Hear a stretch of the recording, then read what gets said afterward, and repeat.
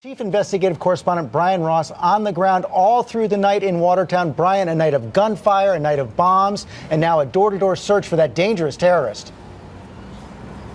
That's right, George, and dangerous is the word. The FBI had described them yesterday as armed and extremely dangerous. Those words are certainly true. Residents of this town have been told they may not leave their homes. They cannot go in cars. All stores have been shut. This town is shut down as a terrorist is somewhere in the vicinity. It began with the robbery of a convenience store in Cambridge around 10:30 Thursday night. A surveillance camera inside the store captured the image that matched the man identified only 5 hours earlier as suspect number 2 in the marathon bombings. A short while later, on the campus of MIT in Cambridge, a shootout that left an MIT police officer dead.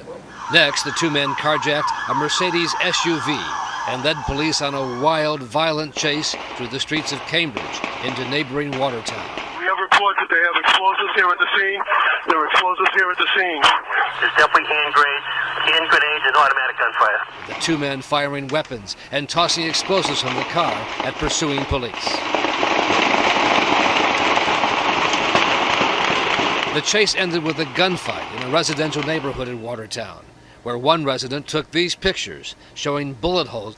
Colonel Tim Albin of the Massachusetts State Police. Several explosive devices were discharged from the car at the police officers.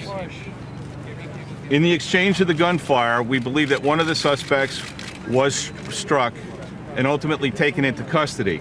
Suspect number 1 later died from his wounds. He was in a traumatic arrest with CPR ongoing. We spent about 10-15 minutes trying to resuscitate this patient. At 1:35 in the morning, he was pronounced. But suspect number 2 got away, triggering a massive manhunt, with residents advised to stay inside and not pick up any strangers as they drove through town. We believe this to be a terrorist. We believe this to be a man who's come here to kill people. We need to get him in custody.